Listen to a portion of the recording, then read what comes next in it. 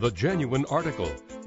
Discussion and commentary based on articles from JACC. I'm Tony DeMaria, the editor of JACC, and I have the opportunity now to talk to Dr. Mike Lauer, one of our fellow cardiologists, well known, I think, to everybody. And Mike recently has assumed the position of Director of the Division of Prevention and Population Sciences at the NHLBI.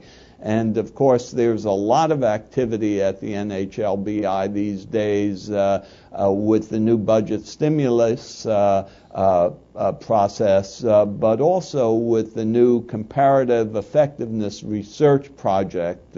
Welcome, Mike. Can you tell us a little bit about this Comparative Effectiveness Research, or CER? Sure. Well, this is a very exciting time in comparative effectiveness research because for the first time the Congress has appropriated money specifically for it. As part of the economic stimulus, they appropriated $1.1 billion, of which $400 million is going to go to NIH. And this money is specifically earmarked for comparative effectiveness research. This is what the Congress has indicated that they want us to do. Now, Mike, it seems to me that most of us in clinical research think that that's exactly what we do all the time. Right. What exactly is different about this new initiative? Yeah, that's exactly right. And in fact, for many of us, comparative effectiveness research really is nothing new. If you think back to the days of the coronary artery surgery study, that was comparative effectiveness research. And many of the big trials that we've been doing in cardiovascular medicine are comparative effectiveness research. The argument is twofold. Number one is that many policymakers think that there's not enough, and that what is happening is that we have to compete against other kinds of research, translational research and basic research. They would like to see more resources specifically directed towards comparative effectiveness research. The second is a different kind of research than we normally think about, and that's observational research and cost-effectiveness research.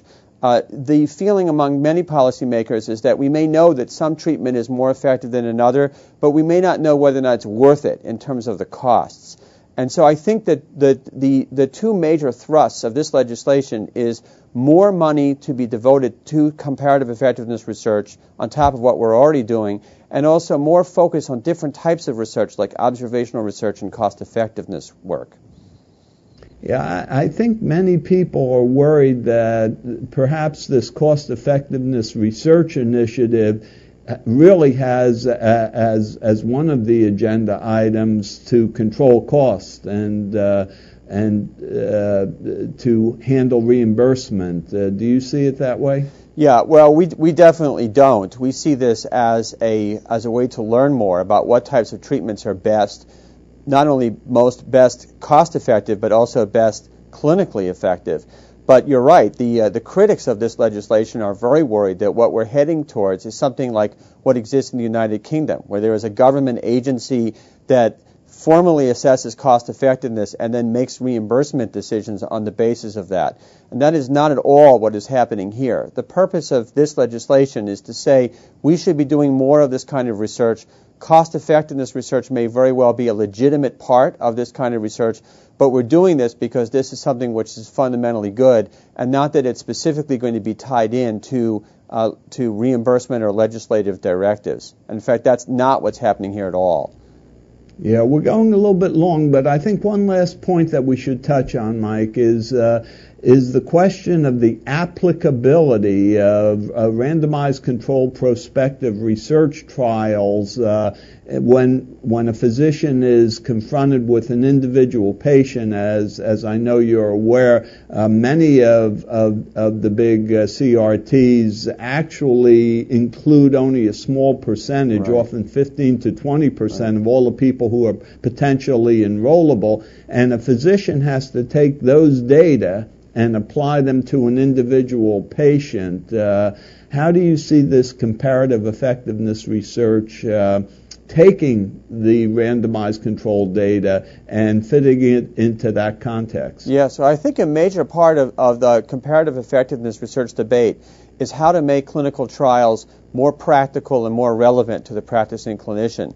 There's a move away from the traditional randomized controlled trial, double-blinded, everything absolutely perfect, to what are called pragmatic trials or practical trials. These are still randomized trials, so they're still experiments, but they're more geared to what's happening in the real world. And I think a major assignment for us within the NHLBI, within NIH, and within the entire cardiovascular community is to think hard about ways to make randomized trials more relevant to the practicing clinician. This is a very exciting time to do just that.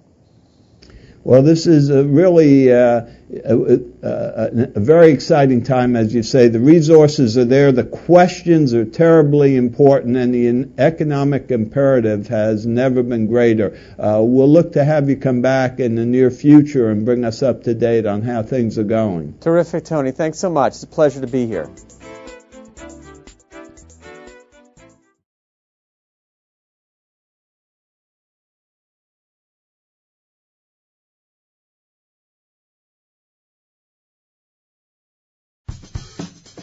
Have a question or comment about a CVN story? Send us an email at cvnfeedback@acc.org.